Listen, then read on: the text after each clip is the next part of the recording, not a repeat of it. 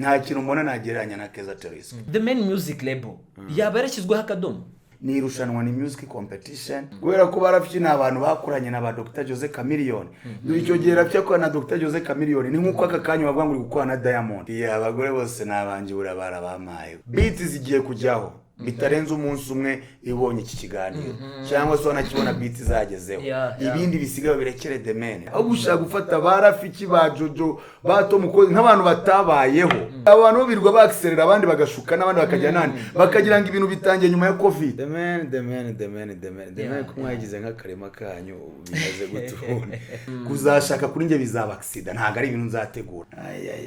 ubundi wizera ngo umwana w'umuntu azavumwe ngo ari isi n'abayiriho n'abagome ubundi urugo ni hari raporo urumva nirwo rugo ubundi uriza si rwo rugo uzumva ibyo mvuga ntukareba ibyo nkora utarongora ugatsara umunsi narongora arega buriya nashokara yibye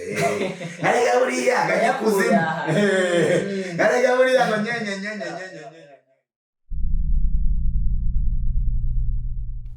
nongere nguhe ikaze ingiyi ni The Main TV ikiganiro The Other Side Show. Uyu munsi rero ibintu ni special byatari, ibintu ntabwo bisanzwe, ibintu ni fresh byatari. Nabazaniye umugabo ukomeye cyane ku buryo bigoye kuvuga industry y'umuziki nyarwanda uwo mugabo utamwumvisemo. Guess who? Bamwita Badrama the Don. Ikaze muri The Other Side. Thank you. Uyu munsi ibintu nkuko nabikubwiye ni fresh byatari ni special tuyo kuganira ku bintu bikomeye cyane. Uyu mugabo nari maze kubivuga yakoze ibintu bikomeye mu muziki nyarwanda. Yazanye The Main, yazanye the podcast for the very first time mu Rwanda, abandi bagiye babyigiraho izindi wabonye ntekereza ko zaje nyuma ya Don podcast. Iyi ngiyi rero ni The Main TV. Gojya kuri YouTube kore subscribe ukande nakazogera urabutaninze notification on kugira ngo tugishyiraho kino kiganiro cyangwa n'ikindi kizagikurikira ugiye ubana natwe ubone ko kigiyeho nyine. Ku mbuga nkoranyambaga twitwa The Main TV, ikiganiro ni The Other Side Show. Tubahaye ikaze. Badrama umeze fresh? Ni neza kabisa na kibazo. Bamwita Badrama cyangwa The Don.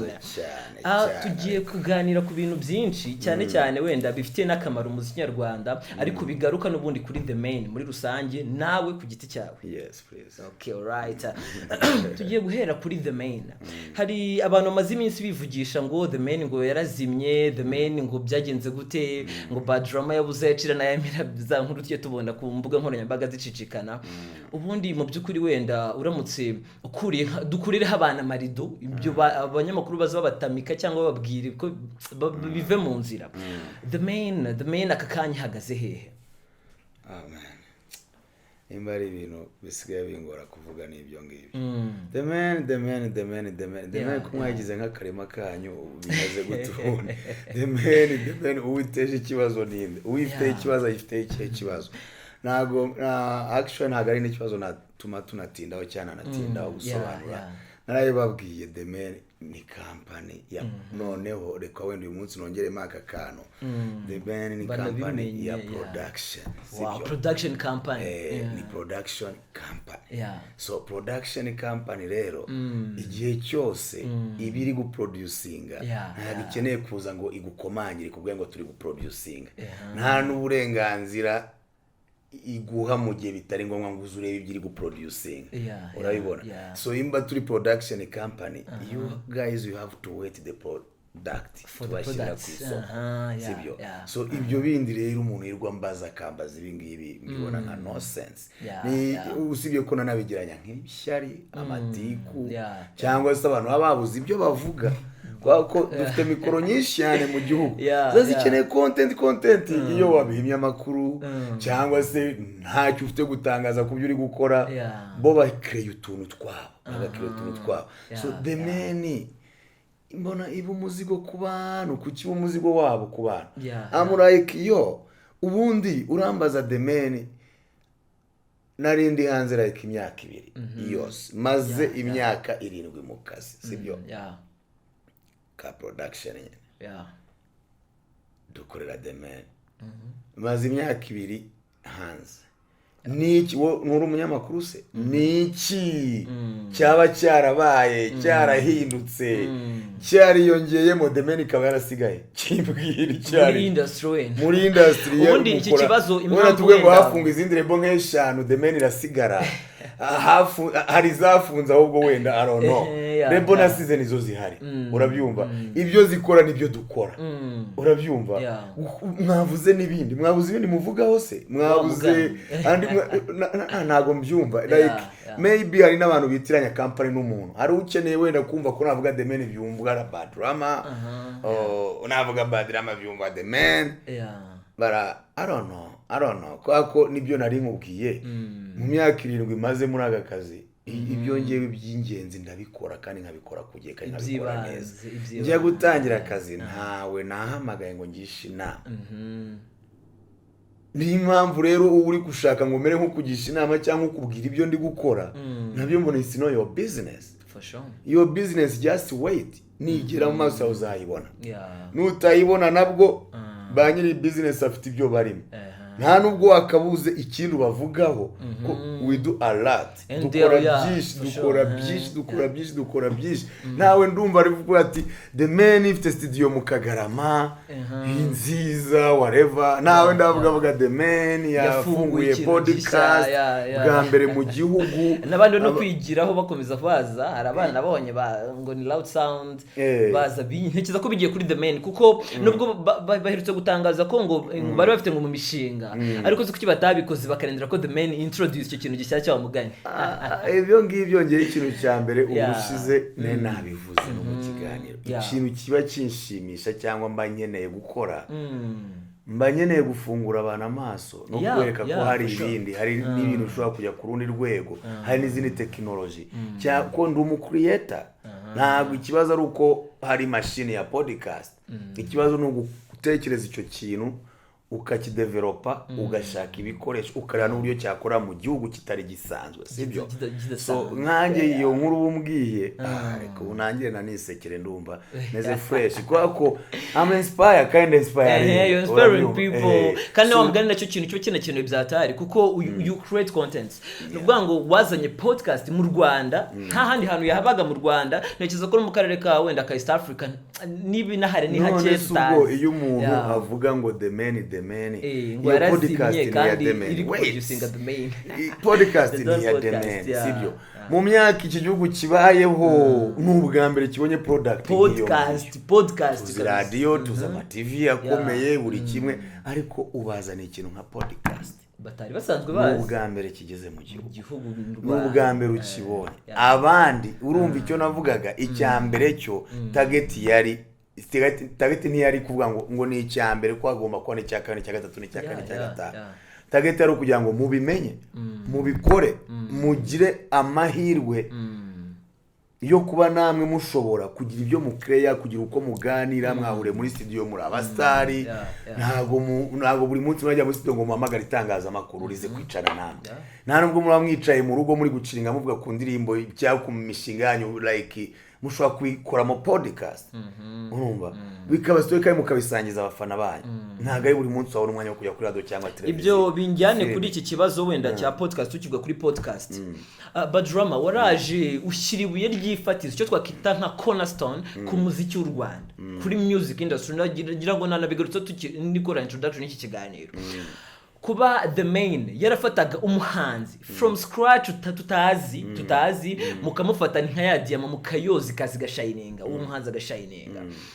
iryo buye washyiraga kuri industry mu bijyanye n'umuziki tuvuge wenda ko babizanye mu rundi ruhande nka podcast kubona podcast ntabwo twari tuyizi ariko turi kubona the Don podcast kiri gukora muri iki gihugu urumva yageze kuri platforms abantu bari kubyigiraho tuvuge ko wenda zambaraga washyiraga muri music cyane mu kuzamura abahanzi bashya atari muri production kuzamura abahanzi bashya ari ryo uri gushyira muri wenda bya podcast nkuko nabikubwiye ngiye nkorera company yanjye ntabwo rero nkeneye kugira ngo mubwire ngo ndi gushyimbaga ndi gushyenge icyo mbona kiri ngombwa ndagikora urumva kandi nkuko nabikubwiye nkakora ikintu ntiganye undi muntu urabyumva nkavuga ahubwo iki kintu nifuza ko n'abandi bakimenya bakagikoresha kikabagirira akamaro urabyumva so rero imbaraga nge manzishyira muri company yanjye producing ibintu byinshi bitandukanye ubu biri guproducinga n'ibiganiro film iki ni ikiganiro Don podcast n'ibiganiro iri guproducinga ibiganiro iri guproducinga music you know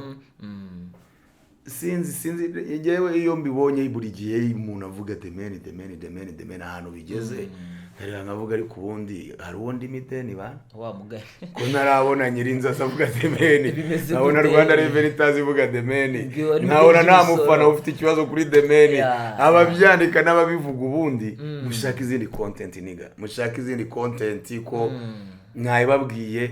mwagakwiye kuba mudushimira ibyo tubagejejeho n'ibyo twabagejejeho mukanakomeza kudutera ingabo mu bitugu kugira ngo neje ahubwo mutazabura ayo mahirwe yo kubura ibintu nk'ibyo urabyumva kuko nkuko nabivuze abe no mu myaka 7 ishize kuva natangira akazi wakwiye kuba wenda unyere ukambwa ngo nta nicyo wakanyeretse kuko nanone nta n'ikintu kigomba kubaho like kitagira no mu competitor nta nubwo icyo gihe waba uri muri deal urumva cyangwa se at least unanyekati uyu mu competitor wawe ageza yakoze ibingibi byo ubona wenda tutabaje uko cyangwa tudakora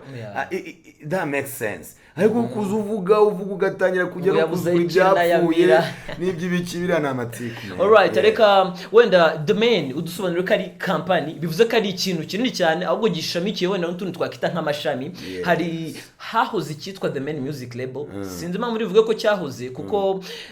ntekereza ko ari nayo ntandaro y'abantu bibaza ibyo bibazo byinshi cyane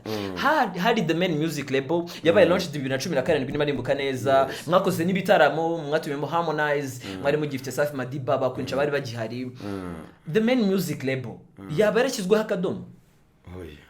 label music label label The Main Music is there The Main Music iracyahari kuko ira producing label narabibasobanura inshuro nyinshi cyane nawe nyigusobanura nawe ukimenye nkuko nabikubwiye iyo umuntu ahubwo avuga ngo abantu bari kwagura ibikorwa byabo babigira binini wowe uraho uricaye gusa kuyigira The Main Record n'ibindi byose akavamo ijambo gusa label ni urwego rwo gutanga amahirwe nanone ahubwo batazi urabyumva ko we ibaye label ifite limit ku bantu bamwe na bamwe rebo igira ibyayo igira gukora ibintu byayo ikajya bikorana nabo nabidakorana nabo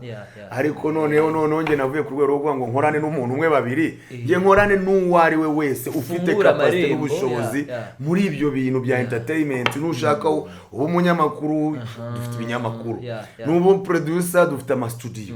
ubu muhanzi dufite ama studio ube ushaka ibikoresho bya production we do have it dufite ama cameras dufite ama writer dufite studios bashobora kuza kurecordingamo ibintu byo bashaka bitewe n'inyungu tubifitemo cyangwa inyungu babifitemo urabyumva so icyo ni igikorwa gikomeye cyane kuvuga ngo none mfunguye n'imiryango kuri buri umwe wese urabyumva by the way nk'ibijyanye n'umuziki nabyo nacyo nyivugeho ibijyanye n'umuziki ngira ahubwo ikibazo cy'abantu birwa muri DM yanjye baranyandikira pe kandi birumvikana bazi ko mfite ubwo bushobozi nkunda ibyo bintu mfite ubushobozi bwo kubikora so abo nabashaka kubafasha mbafashe so hari abanyamakuru hari abahanzi hari aba producers ikintu rero nababwira wenda nk'abahanzi bo nafunguye The Main TV kugira ngo nubundi nayo ikomeze kumfasha kubona impano za nyazo kumenya amakuru buryo ufite ikintu unakitaho unagikurikirana unamenya bageze ku level imeze gute ibyo byose bituma nkurikirana The Main TV urabyumva aho nicaye nkavuga reka ndebe bakobra bakoze iki ba S bakoze iki so ni muri urwo rwego navuze okay reka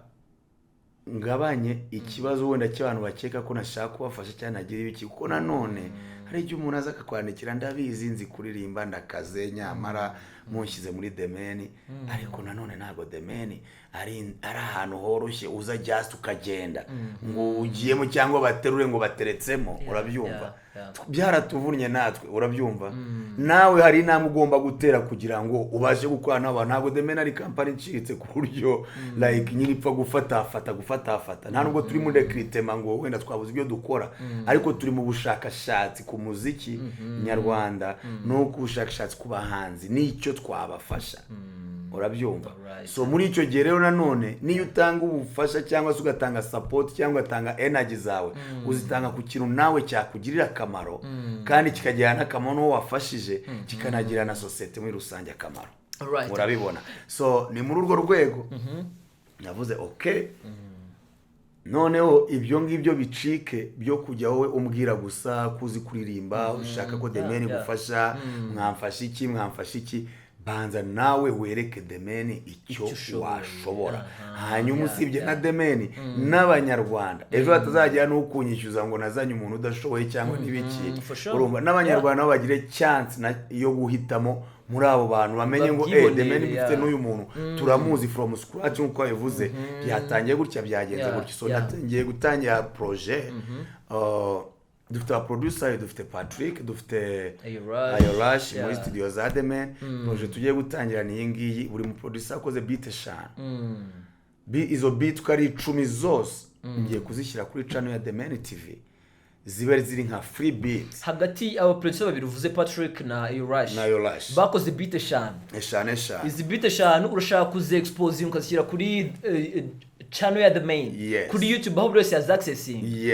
Hanyuma so icyo ngamije ni iki ngiki rero aho kugira ngo unyandikire ugira iki n'abanyandikira n'abandi nabizi ugasanga yananutse ngo wajye usubiza. It's like nigga mfite byinshi byo gukora ndabyumva ku mpano nibyo tujya ariko nanone ntago twaje nyine kugira ngo buri cyo duhuye nacyo cyose mu nzira dufate. So rero iyo project kigamije aho kugira ngo wandikire bat ijya kuri Demen TV ukore subscribe nurangiza urajya ubibona notification ibiri urabisangaho nibizajya bijyaho ni 10 wowe mu bushobozi ufite fata umwanya wumva izo beat numara kuzumva iyo wumva harimo hip hop harimo R&B harimo dancehall harimo whatever iyo wumva we wafitingamo uyirecording yo byibura umunota umwe. Biroroshye kuba wayidownloadinga biroroshye kuba wayikora akapera uyiririmbemo umunota umwe wonyine. Nushaka kugira ibiri ariko ngenda saba umunota umwe numa kuririmba ufate ka video kawe wongere ukaripostinge utaginge Demen TV Demen record utaginge Badrama utaginge abo wumva hose ubona channels za Demen utagging turakuba tukureba neza cyane. Ubundi platform yo kunyuraho byoroshye easy ni Demen TV ko niyo ifite izo nshingano niyo nahaye izo nshingano kugiye kuri cyane izo mpano n'ibiki byabo bantu ibyo bohereza. Demen TV ifite Instagram ifite YouTube ifite Twitter imbuga nkoranyambaga zitandukanye kuri Demen TV. Fata video yawe izo gendo ufata izo beat uhitemo iyo ushoboye ushobora no gukora ebyiri ushobora no gukora eshatu it's up to you kuko twebwe tuzi icyo dushaka tuzi aho dushaka tuzi iki. Urumva ibintu tubigire clear kuko byagiye bigenda bibaho ibibazo rimwe na rimwe ushobora kwibeshya ku muhanzi jazz kukakubwenga zikuririmba kana kwimukanye urabizi arabizi niki. So ntago ndi umuntu wo kubyuka nanone mu myaka 7 mfite na experience ikomeye cyane. Ntago ari ukuza jazz mu picking umuntu no ni nk'ikosi bro.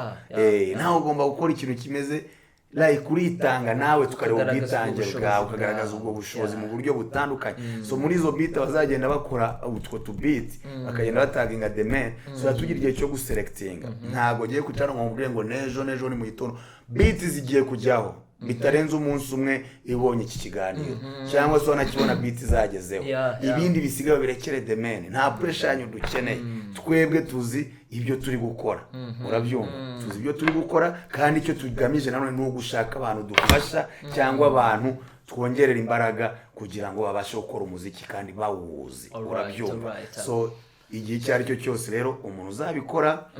azabikora niyo gahunda dufite nka Demen mu rwego rwo kugira ngo turebe ejo hazaza h'umuziki n'umuhanzi w'ejo hazaza. So iko bizakomeza icyo nashaka kuvuga nkuko mwabikoreye kuri Demen TV mukorera kuri beat za Demen na studio ya Demen n'ubundi nako ibizakomeza abo tuzagenda tubona biri ngombwa none ko bashobora kujya mu cyiciro cyo kwabaza muri studio ya beat wakoze noneho ukaba wayirecordinga urabyumva none ukayikodinga mu buryo bwa nyabwo uri muri studio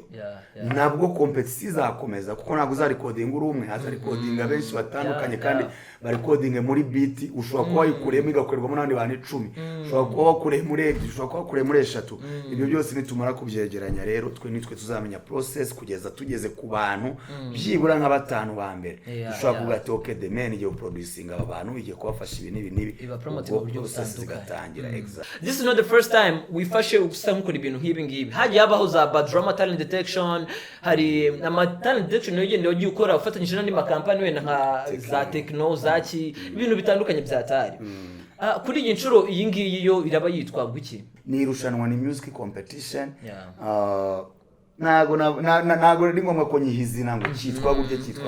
ni irushanwa rya The Man yo guchallenginga beat baguhaye kandi iyo beat wayemeza cyangwa se wakomeza kugaragaza ubuhanga ufite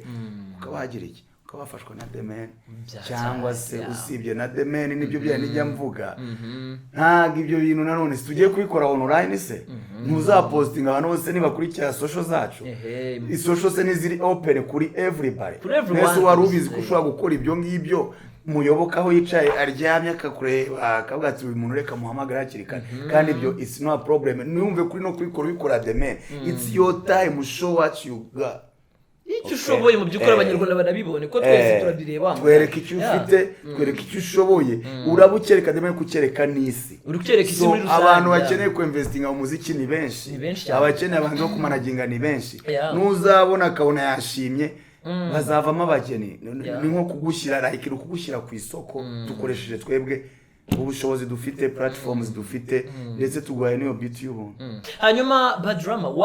wagiye muri Amerika umara imyaka 2 uragaruka uzana ibintu bishya byatari harimo ni The Man TV ntabwo ari isanzweho The Don Podcast ntabwo ari isanzwe uyu munsi The Don Podcast irahari kandi twavuga ko isa nk'iyashinze imizi kuko yarafashe iyo tugerageje gukurikira ibikorwa bya Don Podcast tukagerageza gukurikira abantu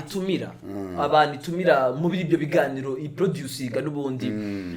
kubera iki The Don Podcast yaje mu gihe abantu batari bayizi hanyuma mu kwintroduce ugatangira ko na Rafiki Star because I respect legends I respect abantu tubana muri uruganda kuko isenge kubanza gushaka undi muntu wo kurundi ruhande nta n'uruhare yagize muri ibi bintu Rafiki ni umuntu wagize uruhare muri ibi bintu I respect ibyo yakoze urabyumva yakoze ibintu byinshi cyane bitangaje ko iyo ugiye kumukumva abantu birwa bavuga ngo wenga umuziki nyarwanda nguzatera imbere ryari like ni bya bintu byo kuvuga ngo abantu dukorana nabo cyangwa abantu bavuga kuri entertainment n'abantu batagendera kuri history ahubwo bagendera kuri bo umunsi yatangiye icyo kintu umunsi yabonye amahirwe yo kuvuga icyo kintu ni imijinya afite cyangwa se ibyishimo afite cyangwa uko yaramutse urabibona so niyo mpamvu uzahora usanga ngo music izatera imbere ryaringa abanza abanyarwanda ngo korabo zaho ryari n'iki ngo muri East Africa tuzakomera ryari kubera ko barafite n'abantu bakoranye na ba Dr Jose Chameleone icyo gihe rafite ko na Dr Jose Chameleone ni nkuko aka Kanyu bavuga ngo gukora na Diamond ko Chameleone ari international n'ubundi ni international ariko icyo gihe yo byari nibihebye uko nibuka ko no mu buryo bw'ubutunzi ngira ngo we na Kofi umwe yabaguhambe n'akabo wa kabiri muri icyo gihe ntago Pisco ya ntacyo bavuze kuri Chameleone bandi nabwo bari no kuza ari kwiga ibyo bintu ariko Rafiki yafashe kwa affordinga uko none wowe ku rwego rwo kutavuga ngo yanabasanze cyangwa ngo yasabye ibi byaje by'udutigito no kwishyura abantu nibiki yari umuntu ukomeye mu gihugu bagashaka uburyo bagomba gukorana nawe Professor J yari uwa kabiri kuri Diamond mu bantu bakomeye muri East Africa Rafiki nawe yarakomeye muri East Africa kuko Professor J yagiye gukora itami Burundi avuga ati sinshobora gusubira muri Tanzania nanyuze mu Rwanda ngo mwana ndirimbo n'uwitwa Rafiki icyo gihe baraduhamagara no kumwifatira ku Kanyaru i Burundi dukorana concert Butayi dukorana concert i Remera dukorana n'indirimbo ko icyo gihe n'ubundi n'amanegeraga Rafiki so icyo rero icyo bishatse gusobanura icyo nshatse kuvuga ntago ndumva umuntu avuga ati ariko umuziki w'u Rwanda byibura muzongera gukora nkuko barafiki bakoraga ryari aho gushaka gufata barafiki ba Jojo bato mukozi nk'abantu batabayeho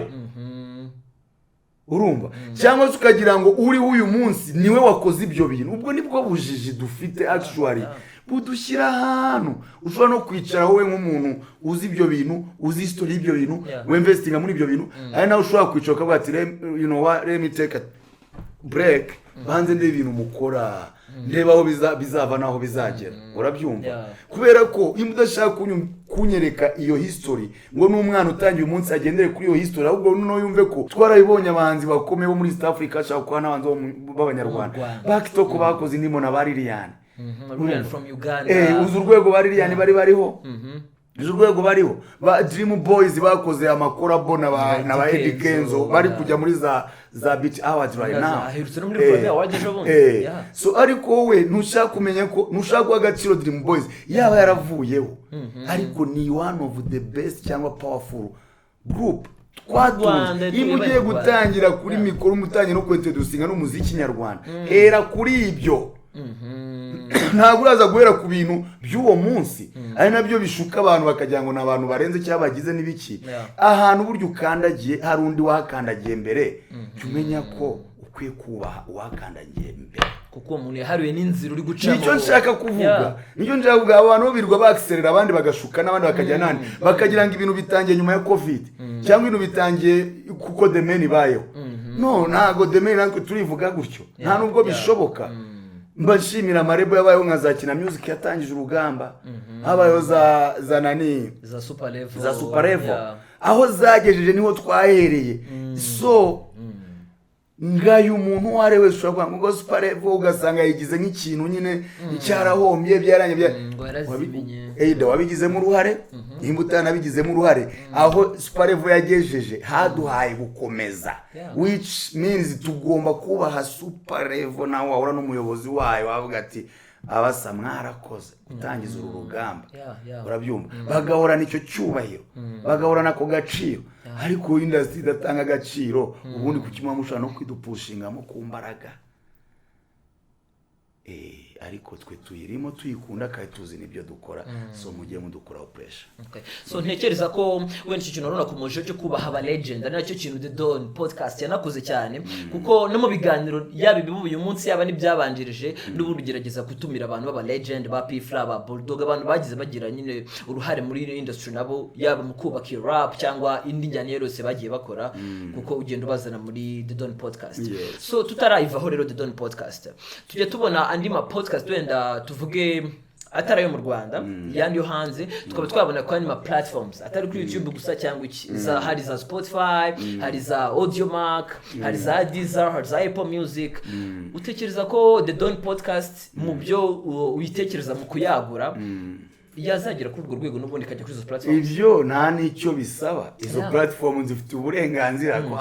ndi monetized kuri channel nyuraho, urabyumva, ntacyo bisaba. Usibye ngiye kuvuga ngo naho mubishyireyo, bariko indya ndiro ko bati ntago ari byo byihutirwa. Ikihutirwa cya mbere no kubanza kureba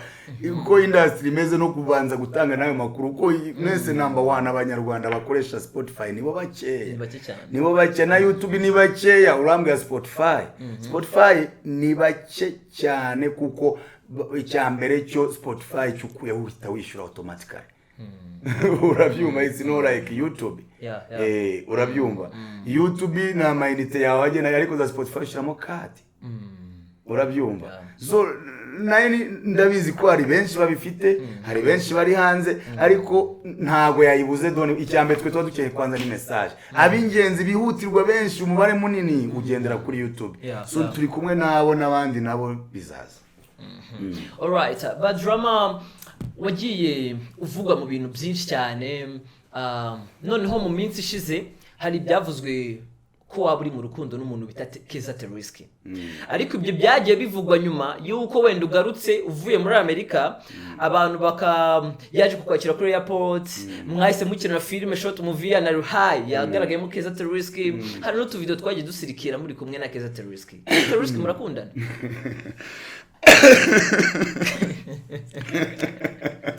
Oh my God. urumva yewe Badrama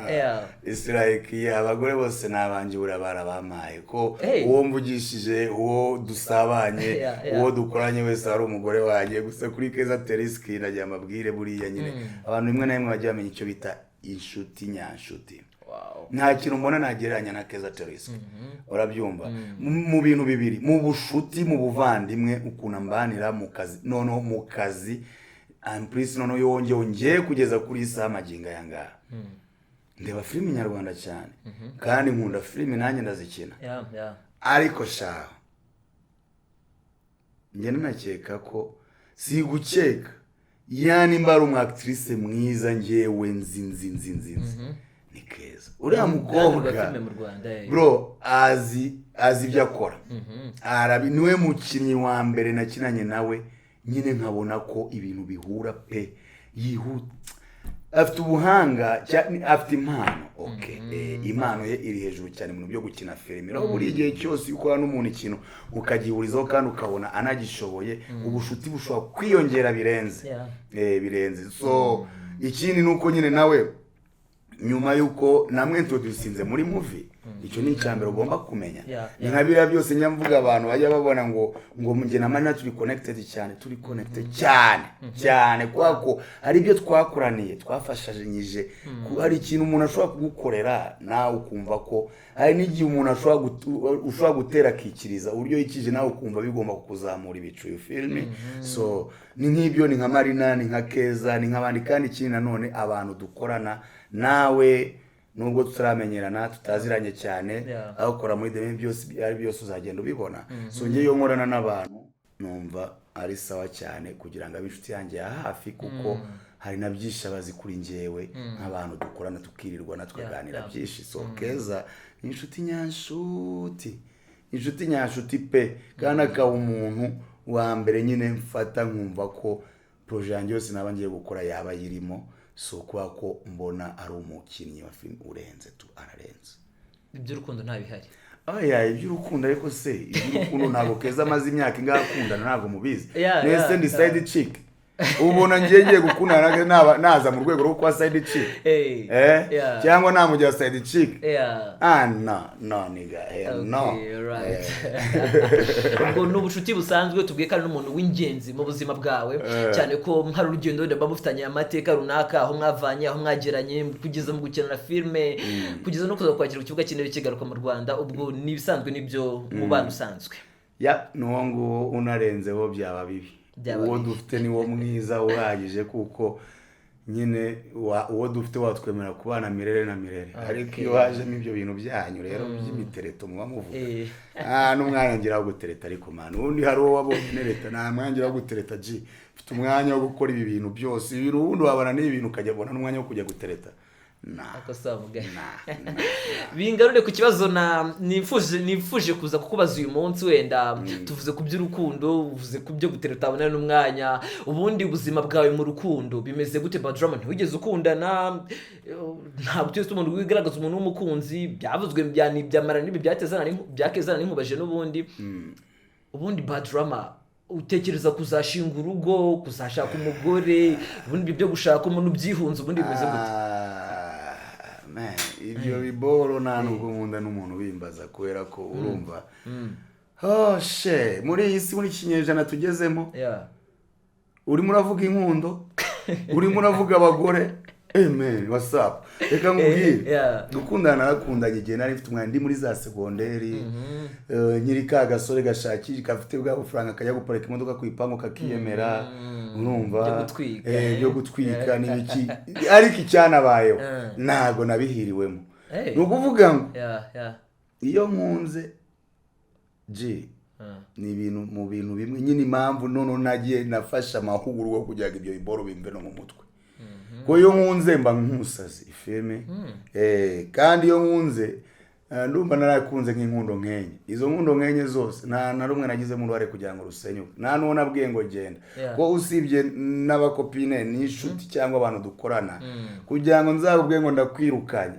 Ni ibintu bigorana gize amerwe nabona nk'ikikujyana cyangwa nkabona ibindi ariko bitamvuyeho. Filime so no mu nkundo nibyo ngibyo umwe babiri batatu banzanye ubugoryi nk'ubwo ngubwo hererere nkababara kandi nababara nkasimbuka nk'indi myaka 2 ntacyo ndakora nzakubireba ngize amahirwe Imana ima kuba busy. Imaye kuba busy rero ibyo ngibyo na accessory n'ibintu biri aho ngaho bisanzwe nkanda bwa ati kutarongora bwa ati sara umunsi narongora so urumva so amane nta mwanya nta nubwo mbikunda gukunda abantu kugirira irya kugenda n'abantu ibyo bihoraho bizanahoraho ariko kubigira projet ntago ari projet yunguka muri isi turimo kugeza kuri uyu munota ntago ari projet yungukira umwe gahombera undi uko byagenda kose inzira yose byanyura mu mwasezana mutasezana mwakundana bisanzwe yungukira umwe igahombera undi kandi ntago ujya kumunzane ngo umenye imbaraga bizungukira cyangwa ari bo bizahombera zo rero ibintu nk'ibyo bifite biri mu nzira nk'iyo ngiyo you better leave it away. Ntumva ukuntu umuntu w'umusore yifataga kurana n'umukobwa bakururana nane reka mubwire harabona ukabona biraryoshye ariko nyine ukanabura nabo banarira n'undi munsi biraryoha birayiboro urumva byo ukunda it's like kuri ngewe ari ibintu actually bazazane bizatangire be na contract byaba byiza ibyo byo n'amezi 2 byarangiye nitwiyongeza ariko imbarangiye kugira ngo utabreaking umutima w'umuntu akavuga ati kazi kanje karangiye unzanyaye ko naho bitaniye nakazi n'utuzi natwo nakazi mukanje umuntu agomba ku applying akavuga yo bad you free I'm free tubihuza nkareba kritera yavuga ni okay muri iminsi mfite nk'amezi 8 wenda ndi Kigali ejo nzajya muri Amerika ejo nzajya muri Sudani ejo nzandi Burundi ubwo wowe y'amezi 8 tukaremba bivamo ifilimi imba byakomeza bigakomeza atari ukuvuga ngo mana barega abantu babigira condition I hate it ugira nyine ukunda n'umuntu akagira ngo yakuranguye kajya guhamagara wariye boro nabwo cyambere sinzi Imana ibyo boro byo bipfa n'abantu benshi cyane no gukunda n'ababyongeraho n'ibindi byinshi cyane bakoziri bariye kutanyitabye naho nibere mu kiganiro nka gutyo ugasanga magaye telefone sinzi time office hirya ubu mufite nk'umukunzi wawo undi mwigize ngo ni pata na rugi ushobora kudivorce ukarara umeze nawe uhagaze umuntu yabyimbye ndaguturika wari wibereye mu kiganiro like this so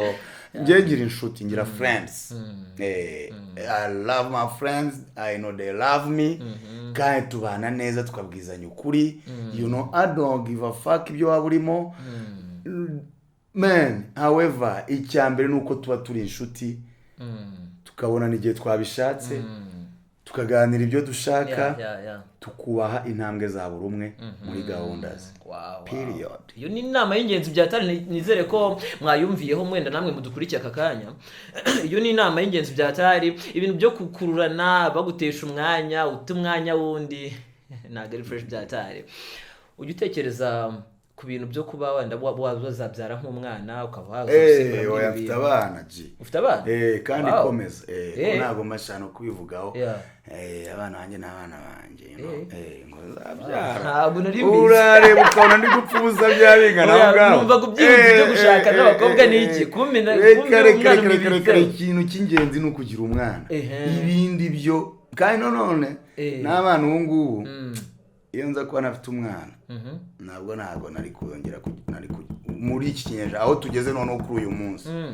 ko njye natangiye kubyara ndi mutoya ko nari mbizi ko nzamara igihe kinini kuzashaka kuri njye bizaba accident ntago ari ibintu nzategura icyo cyo nyikubwira ko ntabwo nakwihangana ndagaza amano ngo sinzarongora iyo filimi ariko kuzarongora bizaba ari ikintu kibaye nka accident kikaba ko nta choice cyangwa se ubihisemo nka accident bikaba ariko bitabaye nge byanshimisha mbashe ko wundi buzima bwose ibyo bintu bitivanzemo byanshimisha ariko binabaye ubwo byaba byabaye so rero niyo mpamvu nabyaye kera ndi umwana kuko narinzi iyi gahunda njya kubyara nabibwiye mama wanjye ariko ndamubwira mukecuru no what ngomba kubyara nkiteganyiza ko ntago nzi iyi si ubyo yerekezamo kandi ntago njya numva mu maraso yanjye yazamo ikintu cyo kugira nta experience nziza nge nigeze ngira ku bagore ntayo pe barabo mu muryango arabo namenye arabo twaturanye nta nunsi numwe kugeza no kuri uyu munota nyine tu experience zose mbona ku bagore n'abagabo ntago nyiziya zinshimisha ntago zijya zinshimisha abagabo n'abasambanye abagore n'abasambanye barabyumva abagore babaye nk'aba buri muntu n'abagabo baba nk'aba buri muntu none ikibazo ubu ngubu byanabayeho muri technology kera ubundi umugore yari uw'iki yari uw'umuryango umugore yari uw'umuryango n'inshuti urumva inshuti yawe magara yemerwaga kuba yabararamo hagati y'ikarara byari byemewe ndabeshya ubusaza byari byemewe gukazanura ibiki ibyo bintu byose wowe kwanzura uruhinja uri mutoya kobure ibyo bintu reka nkwaga story urumva niko byari bimeze urabyumva kandi icyo gihe byamakingaga sense kandi yes kubera ko byari official ntago ari ngo umugore yancinyiwe nta kintu uri bufiringe ku mugore wawe bakabimukurura aho tu cyane bakagira ibikibazo oya none wowe nawe ubwawe wajyaga gutravolinga ukabwira yo cobra magi ndacomotse so uzasigare ku rugo ibyo bitaga gusigara ku rugo rero mubyumva nk'ikinyarwanda ukagira ngo nukuza karako ngo za wifi zirimo akarimba bazamu nta waruguriye urugi n'ibiki no gusigara ku rugo ubundi urugo ni hari raporo urumva irwo rugo uri se rwo rugo nese yuba mu nzu umusirate babyita urugo gukurusha umugore akurusha urugo ruriya ni rwo rugo urugo rero bararusigaranaga none bikari ibintu nyine byiza cyane binashimishije urabyumva ari naho havuye ikintu cyo kuvuga ngo umwana amenya nyina ntamenya se ibyo nabyo ni ibyavuye ku banyarwanda ba umwana amenywa na nyina ntamenywa na se umwana akamenya nyina ariko ntiyamenya se none ko ababyeyi bake babikoresha ko bagabizi ko yaratraverinze ko braza gusigara ku rugo murumuna we nibyo ibiki nibyo sise ari naho yacumbitse ari naho yacumbitse ibintu nibyo kandi nawe yagiye nawe same nawe yagiye yakizwa abandi so ibyo rero byari sawa none abazungu bamaze kuza bamaze kubica mu mutwe n'ubukorone bwabo n'ibiki baba barahurudutsa tumugore umwe baba bishyize no mu mategeko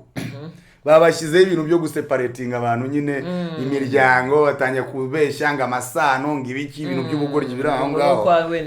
no so birangiye biza guhindukamo ubusambanyi n'uburaya kubera ko ubu ngubu ababikora twe tubyita uburaya murabyumva none nabyo bibi rero so ariko muri make mu maraso y'abantu kuba nyine umugore ari w'umuryango kuba umugore yakwata gutya n'ugakata gutya ibyo biri mu maraso yacu biri muri kamere byagumye mu maraso ntabwo babikuramo abantu bakura ibindi bagukuraho inzara urumva bagukuraho umusatsi ariko kuko umusatsi uva mu maraso ukagaruka urabyumva n'ubonera umuntu wogoshe ntiyongere kumera umusatsi uzamenya ko ibyo nakubwiye ari ukubeshya urabyumva so kuza bakabigusomera imbere yaba ari imbere ya ritari yaba ari imbere ya penetensiya ngo amanitse ngidinga akaboko ntabwo babinyunyuje bakukuyemo amaraso akaguteramo amazi nyine ko munagirwa n'amaraso ako kanya bwo wabyumva you understand so ni biturimo ntabwo umugabo azaho umugore umwe nta nubwo umugore azaho umugabo umwe ntibizigera binabaho naraye mbonye muka Biden ari gusoma umugabo wa vice perezida Kamara Harris so rero ibyo byose njyewe abantu tujya twirinda gukoresha common sense ubundi niyo mistake tujya twirinda gukoresha common sense kuko common sense akenshi ivugisha ukuri hanyuma izi sense zindi dutoragura aho ngaho zibamo kutubeshya ukishima so common sense yo ribuni ni yindi gikubwira ugiye kwiba ibintu by'abantu gatari kokobo wabiretse gusa wabiretse no common sense ko ibintu kuyisibya ukabukoresheje za normal sense kari ukantu ugikoraho bati yo gumaho ngaho nuko ngoko so rero twirinde gukoresha common sense ngo tubyanda-, turebe ko ubyumve neza ko umugore ugiye gushaka atari uwawe gusa nibyo byari nyine icyumweru mwadivorushije kwezi mwahize iki kwirwa ku mihari nk'ubyo batureka nyine tukamenya ko umugore w'umuryango ubu nari kujya mari mfite umugore nakwicomokera state nkamusigira safi mwumva ko ndi safe mwumva ko ndi safe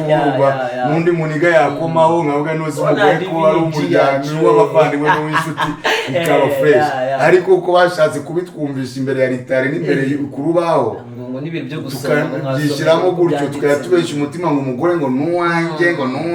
ariko umuntu awaye gute ko n'Imana twayinagiye ni gute umuntu wananiye kumvira data twese uri mu ijuru Imana imurema imuha buri kimwe wananiye kumazumvira umukara azakumvira damareva yumvira inzoka bozakumvira gute wowe noneho ni wabo wamukuye urabizi ko yajya musimbutsaga igipangu cyangwa se wamusanze ahagaze kuri kontwari ahantu cyangwa musanze ku Gisenyi ari kumansura umunsi wagize ngo yaragiye atananiye n'ababyeyi be ababyeyi ahereye mu babyeyi yarabananiye yagiye Imana byaranze who are you waburinde uvuga ngo na niyo mpamvu ubundi abagore ni ibintu ngewe mfata ni ibintu bindi mu buzima tuba dukeye byo kwishimisha nkuko bwate Saturday nzajya gukina umupira kuri piripiri urumva cyangwa nzasohokera hanze ajya kuri plage ni ibyo ngibyo niyo mpamvu kera nayo nyumva abazungu bavuga ngo contract ngo babiha contract n'iki ntabwo aba contract mu buryo bundi byo kuvuga ngo wenda ngo basinyaga imyaka 2 n'ingi nabyo ntabwo ndabibona neza ariko icyo bakora ni iki first of all hari icyo bita moving bo bashobora kuvuga ati muri iminsi biri kuturyohera nyine nyuma yo kuturyohera reka tube turi kumwe mu byatangira kubabira akavuga ati mani wasubira iwanya ariko agato karimo ndabona ngewe isukari rimirashira urabyumva cyane ngo ikindi cyane cyo cyakutamo ikindi cya kabiri bo nuko niba basezeranye babana inkiko zo kubatandukana zirwa hafi cyane hari n'igihe baza no kubasura ngo nimwe ashaka gutandukana kugira mutazavamo n'ubugome no guhemukirana urabyumva so Israeli abantu bazakire kwanza gutandukana ntibayifate nk'igisebo icyo ni cyambere noneho banabifate nk'inzira ya mbere yo gukemura ibibazo bafite mu rugo aho gushaka mane njya mbibona imiryango ihatiriza bakicana bakicana imiryango umuntu agatema umugore we undi ukaruga umugabo kuri wa mugani ibyo bihora mu makuru bapfa siki bapfa ko icyo kintu atacyemeye ngo bumve ko ari ikintu cya mbere kigomba kuba ariyo nzira ya mbere yo gukemura ibibazo bafite ikindi cya kabiri nibyo nabubwe ngo buri muntu n'inyungu ze hari umubaraje afite icyo akurikiye arakurikira amazu arakurikira amafaranga hari n'abakurikira ubwiza ushobora gukurikira umugore kuko ari mwiza ukemera ugakora n'ibishoro byinshi kugira ngo ubwiza bugendana n'ibikorwa uri gukora nawe ariko noneho kuba bwa bwiza bwe ntabwo uzahora buri munsi ubushora nk'uko icyo gihe wabikoraga wamaze kubutereka hariya kandi nta nubwo ufunze abantu amaso ko bari bubone ko ari bwiza bamurebe ko ari mwiza alright muri Bibiliya haranditse ngo gushaka umugore ni byiza ariko kutamushaka ni byiza kurushaho niyo myemerere yawe ni kubyemera nawe 100% uko buriya nyine baranadukereza rega cyangwa tukabakereza usanga nibyo nabwiraga n'imishinga mba nifite mu mutwe kongera umushinga wo kuvuga ngo kuzagusura ngo famille nabuze nuko nsura na famille yanjye ngo gusura ngo famille ya girlfriend ngo n'umugore ngo n'ibiki mvanga is crazy nanjye nemera iyo nzira ni inzira yafi bura na Kristo ngira ngo niyo mpamvu yanabivuzeho yataroza afite imyaka 40 ntiyageze kandi udusore twakera ku gihe cye twarongoraga dufite 16 17 ariko iyo aza kushyiramo ibintu byo kubanza kujya kubinda mukandore firi akayabanza akayakubinda mukandore akagaruka mu itorero ibintu yakoze mu myaka ye 30 yari kuzapfana na kimwe cya kabiri akoze ego yakuze umuntu ngo kandi ngo jewe ngo urabona ngo jewe ngo nusohoka n'umuryango ntugaruke abagabo babibwira n'abagore babibwira so nabarabireba ati ni byiza ariko utanabikoze ntabwo byabyiza ariko kibaza ko kantu ngo byiza kurushaho nubwo ari ikintu cyiza ariko hari ikiruta cyakiza bro ikintu cyiza ni ukutabikora nawe mbigusubiriremo zabikore birakureba n'uburenganzira bwawe ariko mpira wenda bimpira ikizi nkuko Bible bivuga ukutayikora rega Bible buriya ni igitabo gitangaje. Ngewe ntabwo buranya gifata n'igitabo cy'Imana. Ariko reka baza kabaza kuri Bible. Hari ahantu ngo Yesu yageze asanga hari umugore ngo wari wasambanye ngo bashaka kumutera amabuye. Aravuga nyirabana ngo bashaka kumwicisha amabuye umugore. Noneho Yesu arababwira ati uzi ko atarabikora. Aha namutera ibuye.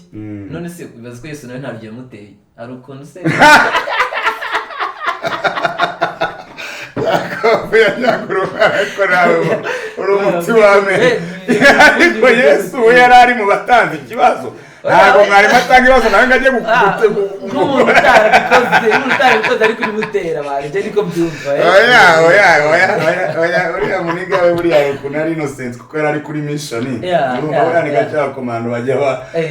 bakwepa mission. Urumva mission yarayogo nuko nyine avuze utaye kwa kandi we yari guta iwabo yari gucunga reba aho riravara hamwe ati babareza arara mu nguti y'abarayi. Ese avuga ko abantu bose bura harabikurikirana. Abantu bose burya gahunda babayiriho. Kumbe ibintu byemuka Imana amugani namwe birabatandutse. Kabisa. Uhagaze he kubijyanye n'imyemerere y'Iyobokamana? Ari wakomeje ku ngero za Bibiliya ku bintu bya Yesu nyine nibyo twari tugarutseho nubwo tubiteye mu rwenya ariko ni ibintu bijyanye na Bibiliya n'ubundi. Ubundi ufite nk'idini barizwamo ufite ahantu usengera uhagaze ho kubijyanye n'ibyo. Hari ibintu bibiri nagira. Sinshobora kugira ishyaka, sinshobora no kugira idini. Ishyaka rya politiki. Yes. Kuko ishyaka ry'ibindi ukora ibyo urarifite byinshi cyane. Ishyaka ryo kuzamura umuziki ryo kuzana ishyaka rya politiki cyangwa idini. N'ikipe buriya kuyigira n'icyaha. Kuri njyewe ntufana ibintu nyine ndabibona bikandyohera bikanshimisha nkareba nkunda ko abanyapolitiki bari gusambaguzanya ukabireba ukabiga ukabaruka bari mu biki. Nkunda kubona abantu bateranye bari mu materaniro basenga ahubwo icyo ngira idini ryanjye ishyaka ryanjye ni umutima wanjye. Niyo dini yanjye niryo shyaka ryanjye niyo kipe yanjye umutima wanjye urabyumva ko binsaba kubikoresha cyane kugira ngo ahubwo nanjye nshobore kumenya neza iby'abo bantu barimo. So nko mu idini nta dini ntasengeramo kuko njyewe ku buryo mbirivingira muri icyo kintu. Idini nishobora kuba hari abantu basebya amadini ngo idini ngo ibi n'ibi ngo wenda ngo ntibabwiriza neza abandi ngo n'abantu z'ibinyoma abandi ngo babangikanye Imana whatever. Iyo mu idini ryanjye rero njyewe nakuzaniye mu idini ryawe nzi ko nje nabonye bavuga ijambo ry'Imana ibindi byose wavuga nta kintu bimbwiye. Waba uri guterekera munsi n'ibiki ngiye namaze kuguha roho yanjye nzi ko ngiye ibyo uri kuvuga biri kunjyana ku Mana urabona ko biteye. Urumva ko abakatolike sinzi mbari muri evangelii bajyaga bavuga nibo baje kurambirwa kubera ko yamaraga gusoma evangelii n'iki akaba yikubise muri kuva akashipo ko mu masera kagateye hejuru akabazamutse ruguru gato kuri botike wayine nzima akaba ari uyinyweye atari kubundi mwemwigishiriye ijambo ry'Imana ubusinzi bwa mbere ari mwe n'ibiki ati uzumva ibyo mvuga ntukarebe ibyo nkora. So Isirayeli nk'ibyo umutima wanjye wumva ibyo wavuze kuko nanone ntabwo mwamwe musenyera umuntu ngo abashyire kwa Satani abuyigisha amadayimoni mu byumba mwasohoka mwiruka. Ariko imihango yawe yindi n'iki I don't care. Niyo mpamvu nta dini ntasengeramo ipfa kuba hivuge data twese uri mu ijuru rigasoma igitabo twita ko ari icy'Imana nubwo nabyo ari icya siyanse n'ibintu abantu babyanditse ferme. Buriya wemera ko Bibiliya yanditswe n'abantu? Uwe nese ubundi utabyemeye umva ko yavuye mu ijuru se? Kubijyanye hari abantu bavuga ati wenda Bibiliya ngo yankumekeye ngo umuntu niba ari Petero ngo yandika ibyakozwe ngo nese Petero yari ikiwe ni yari umuntu yari intumwa yaba ari muri Petero ariko noneho ibyo tujye tubimenya bro. Igitabo kimaze kunyura muri biblioteke yo kugeza kuri uyu munsi reba imyaka ishize kibayeho. Nezo biblioteke zacyakuramo umwuka wera cyagikuramo abantu bari no muri business zabo sometimes. Ibyo se uziko nese bihuye na byene ushobora kujya ugasanga ari nk'icyorezo hano kiri muri Bibiliya. Ntago ari Bibiliya byoreza ari Imana yabihamye cyangwa ibishyiro nasuye Imana yaba yarashyizeho nka covid nk'izabu uyu munsi muri Bibiliya yabayeho imyaka 100 ngahe buri yashize nk'imyaka 100 ngahe Bibiliya ni nyinshi byaba byari ibyabo bantu y'icyo gihe ariko buri kinyejana bandika Bibiliya kandi bakayandika bagendeye ku byo bazanakora urumva nabyo bibaho buriya nzongera nyibaze pastor wanjye ko mfite pastor dusengana kandi n'umuntu nemera ko afite umwuka muzima ko nkuko nabikubwiye nkuko ntemera ngishyaka ngo nemera idini no gupfa kwemera ibitabo n'indi mistake ni kimwe nko kubirivinga inkuru nk'ubu ngewe umuntu akuri iki kiganiro ushatse wakumva ibyo mvuga wabirivinga ibyo mvuga kuko nabivuze n'umunwa wanjye ariko nugenda ukansoma hirya ku kinyamakuru ngo Badrama ngo muzi ngo burya ngo byagenze gutya n'ibiki think twice bitekerezo kabiri gatatu kane bad ntumubonaho nta jwi ry'ubona nta nubwo uzi ko umuntu wanditse ibyo bintu yahuye nawe muzi mba namuzi ntuzi mba ari iki kandi urabizi ko nanone at the end of the day it's a business ashaka kubikoresha mu nyungu ze zo kwinjiza amafaranga zo kuzamura izina rye zo kusenya undi muntu so nkuko nakubwiye ngo mu mutima wanjye niwo byose urabyumva n'ibitabo rero ugasanga umuntu yagiye asomye igitabo ngo banditsemo ngo amateka runaka agashaka kwigira intwari nabo urabyumva kandi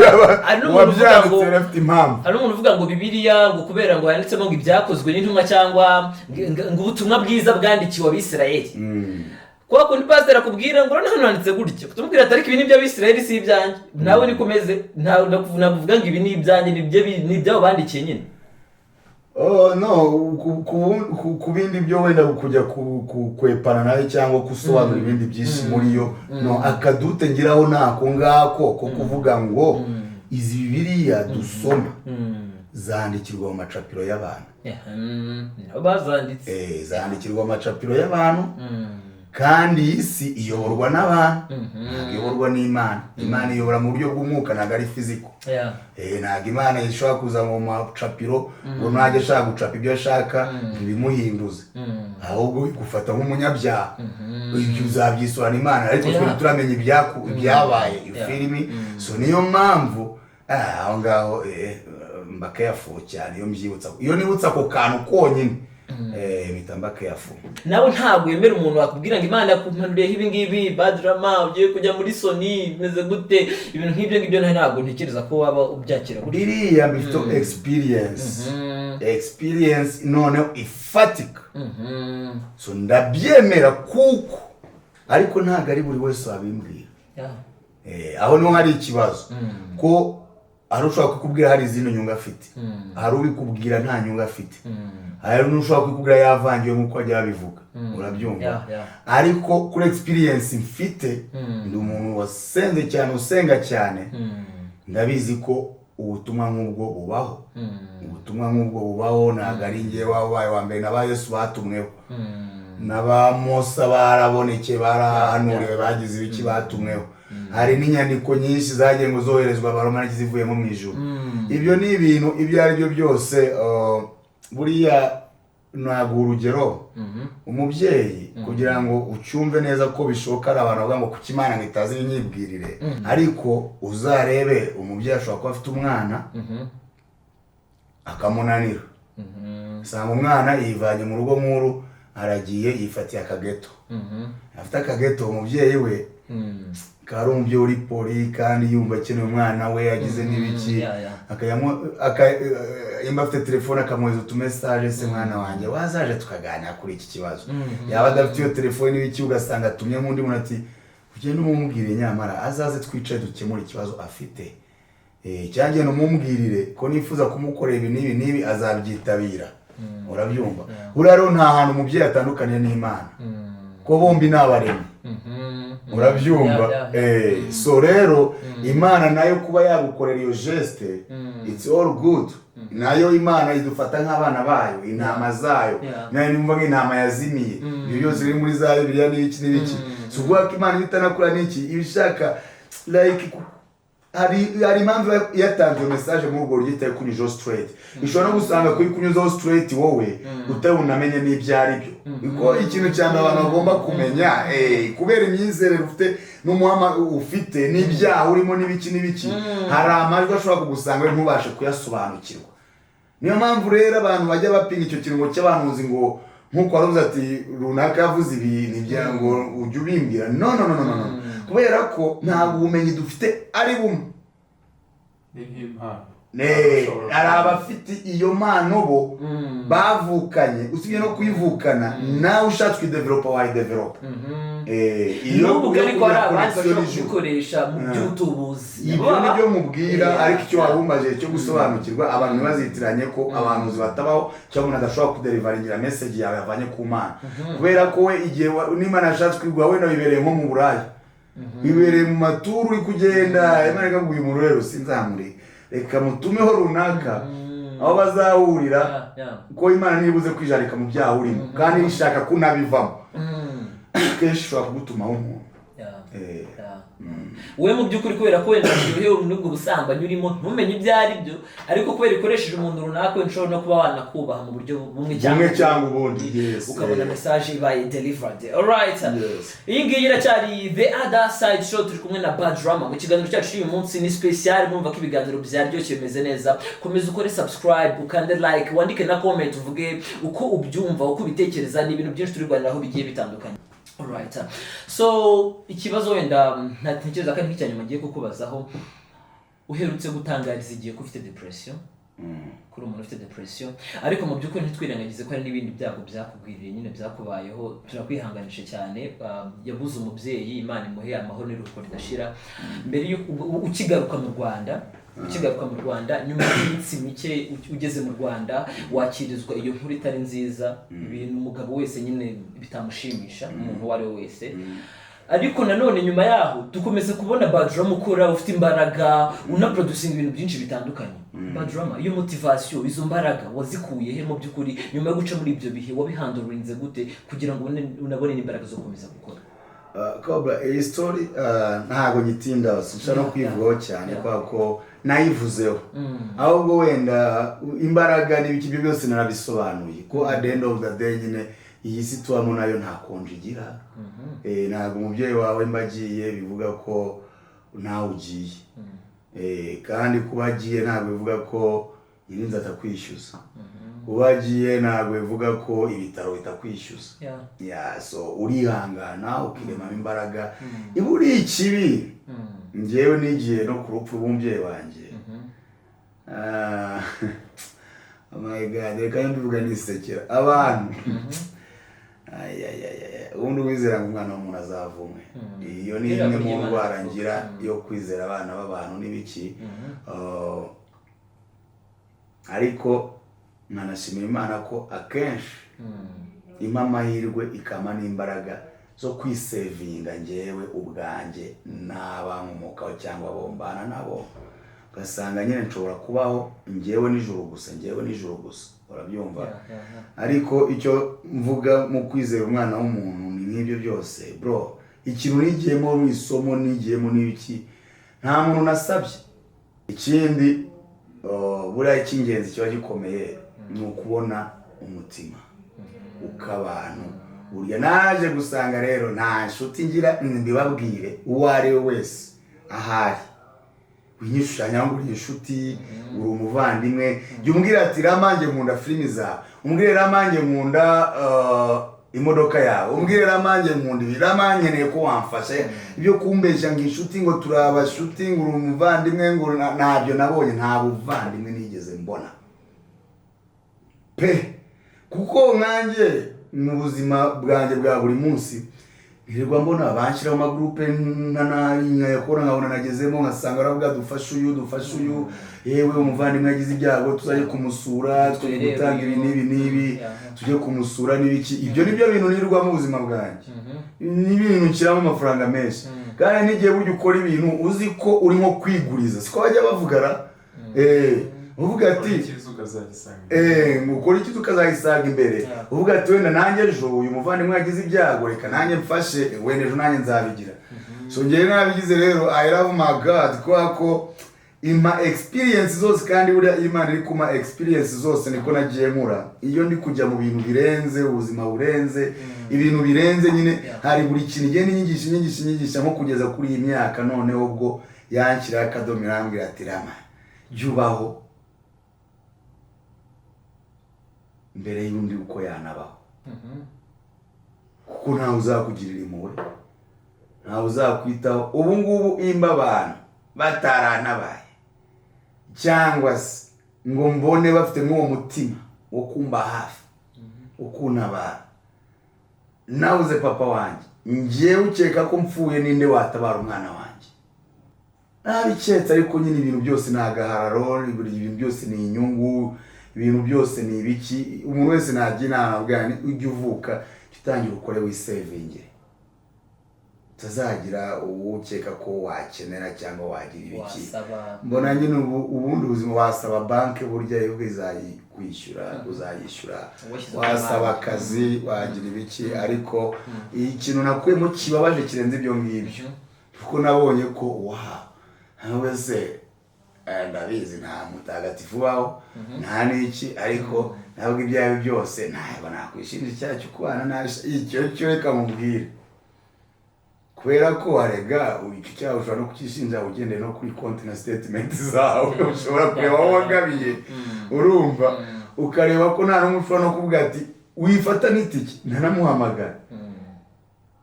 tuvugane muhe niyo Paul ariko ahantu wanjye ubwo wenda reka mbite kari n'ab'imihanda nta mutima bagira ubwo nyine n'ibyo wakoze cyane ntekereza ko ntabwo wabyutse mu byuko usanga ufite ubutunzi ufite uyu munsi ni ibintu wakoreye n'intambara nyinshi warwanye yaba muri industry mu buryo bw'umwuka cyangwa bw'umutima n'imbaraga bisanzwe byo kuba hari ikintu warara amajuru ushakira success y'icyo kintu uyu munsi mu by'ukuri twavuga ko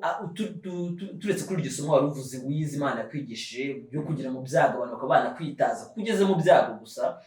mu bijyanye noneho n'ubuzima busanzwe mu buzima busanzwe niki kintu iyi si yakwigishije mu bijyanye n'intambara y'ucamo mu rugamba mu ngamba zitandukanye ugira ikintu urwanira mu by'ukuri kandi gifitiye akamaro mu bantu rusange ariko ukakirwanira uri umwe cyangwa n'abandi bakina bafatanyije ko nabikomajeho cyane ni iyihe somo isi yakwigisha muri ibyo bintu isi twigisha ibintu byinshi sinavuga ngo ni iki isi ngo yaba yaranyigishije kubera izo ntambara zose umuntu aba yaranyuzemo cyangwa agira n'ibiki ariko natwe isi tujye tuyigisha kuko igomba kutwigisha yewe ibyo narebye nabwo isi natwe dukeneye kuyigisha ko Yesu wikana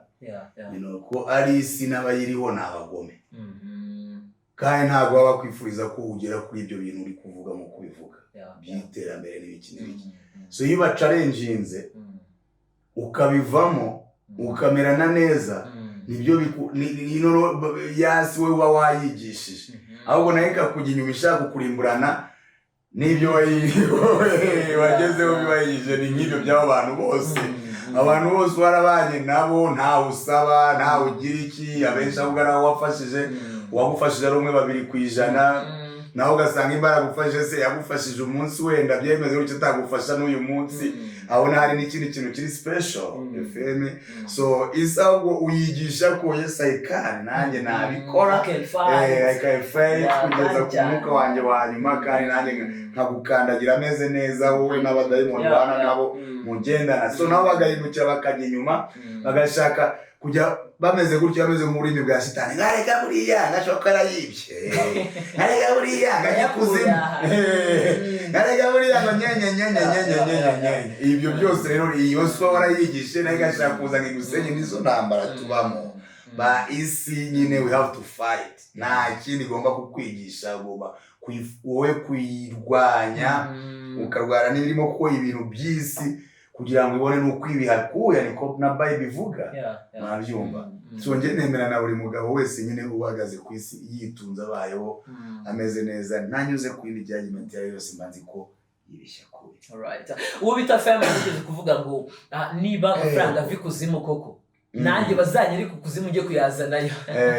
Nibyo rero ko mbajeho nyine abantu baba bavuga ibyabo. Alright, reka dusoreze hano. Twagize ikiganiro kiza byatari batwita The Other Side Show, ariko channel ni The Main TV. Turi muri The Main TV, ikiganiro ni cya The Main TV kuri YouTube no ku mbuga nkoranyambaga zacu zitandukanye. The Main TV, kora subscribe ujye ubona n'ibiganiro byacu dushyiraho buri munsi. Mu supporting, mukore like, mu dushyireho comment, mutubwire uko mwabonye ibintu. Ikindi ni mwibagirwe kujya kureba The Dawn Podcast. Twayigarutseho byatari n'ibiganiro biryoshye byatari, barabyuka bakaganira kuri topics zitandukanye kandi ziri interesting byatari. Batumira abantu batandukanye, yaba mu nganda, muri management ya music, muri music ubwayo, n'abandi batandukanye bafite ibitekerezo bizima, mu bisanga muri The Dawn Podcast. Byose ni ibiganiro bya The Main Company, twebwe duca kuri The Main TV, batwita The Other Side. Mugire ibihe byiza.